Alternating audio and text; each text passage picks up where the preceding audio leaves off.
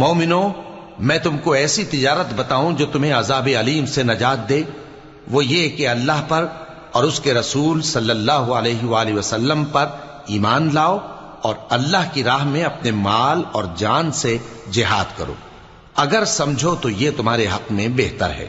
وہ تمہارے گناہ بخش دے گا اور تم کو جنت کے باغوں میں جن کے نیچے نہریں بہ رہی ہیں اور پاکیزہ مکانات میں جو ہمیشہ کی بہشت میں ہیں داخل کرے گا۔